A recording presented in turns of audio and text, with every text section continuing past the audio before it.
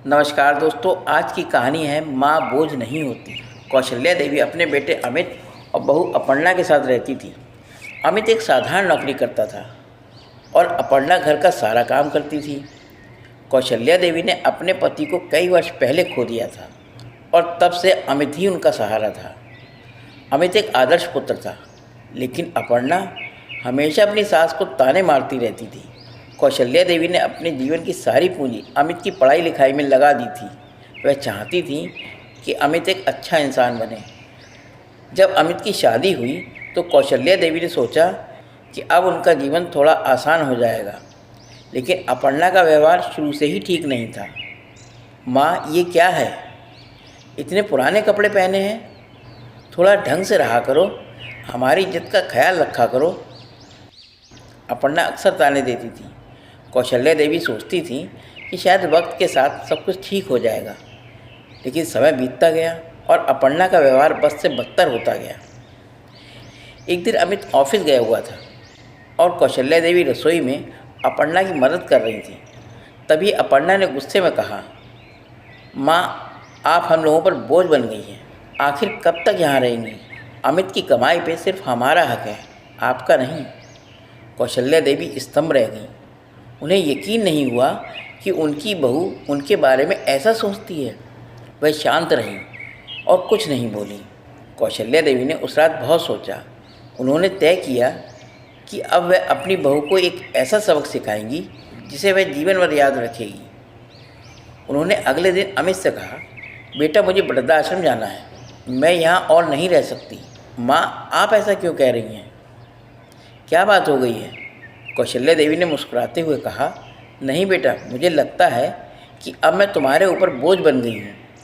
अपर्णा सही कहती है, मैं वृद्धाश्रम में रहूँगी। अमित हैरान रह गया। उसने अपर्णा से बात की, लेकिन अपर्णा ने स्थिति को और ख़राब कर दिया। हाँ, ठीक ही तो कह रही है माँ, अगर वह वहाँ खुश रहेंगी तो इसमें गलत क्या है? कौशल्या देवी वृद्धाश्रम चली गई। वहाँ उन्होंने महसूस किया कि जीवन अभी उनके लिए ख़त्म नहीं हुआ है। उन्होंने अपनी छोटी सी सिलाई की दुकान शुरू की और धीरे धीरे आत्मनिर्भर बन गई। वृद्धाश्रम की बाकी महिलाओं के साथ मिलकर उन्होंने एक छोटा व्यापार शुरू किया, जिससे उनकी आमदनी होने लगी। कुछ ही महीनों में कौशल्या देवी ने अपने आप को आर्थिक रूप से खुद को मजबूत कर लिया, बल्कि अपने जीवन में नई ऊर्जा भी भर ली। इधर अमित और अपर्णा को समझ में आने लगा कि माँ के जाने से घर में एक अजीब सा खालीपन हो गया है। अपर्णा को घर के सारे काम अकेले करने पड़ते थे। अमित भी अपनी माँ की कमी महसूस करने लगा। एक दिन अमित ने अपर्णा से कहा, माँ के बिना यह घर अधूरा है, हमें उन्हें वापस लाना होगा। अपर्णा ने पहले तो विरोध किया, लेकिन अमित के दबाव के आगे उसे झुकना पड़ा। अमित और अपर्णा आश्रम पहुँचे तो कौशल्या देवी को देखकर हैरान रह गए। माँ खुश तो थीं, बल्कि आत्मनिर्भर भी बन चुकी थीं। अमित ने अपनी माँ से माफ़ी मांगी और उन्हें घर लौटने की विनती की। कौशल्या देवी ने गंभीर स्वर में कहा, बेटा, घर वापस जाने से पहले तुम्हारी पत्नी को समझना होगा कि माँ बाप बोझ नहीं होते। ये संसार का सबसे बड़ा अपराध है। अपर्णा ने शर्मिंदा होकर कौशल्या देवी से माफ़ी मांगी और कहा, माँ जी, मुझे माफ़ कर दीजिए। मैं समझ गई हूँ कि आप हमारे लिए कितनी महत्वपूर्ण हैं। कौशल्या देवी वापस घर लौटी। इस बार अपर्णा ने उनका बहुत ध्यान रखा। उसने सीखा कि परिवार में प्यार और सम्मान सबसे ज़रूरी है।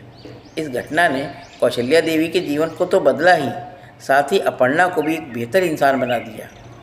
अब यह परिवार एक बार फिर से खुशहाल हो गया। माँ कभी बोझ नहीं होती। माँ तो वह जड़ है जिस पर पूरा पेड़ खड़ा होता है। दोस्तों, आपको ये कहानी कैसी लगी? अगर ये कहानी अच्छी लगी हो तो मेरे चैनल को लाइक करें, सब्सक्राइब करें और शेयर करें। धन्यवाद दोस्तों।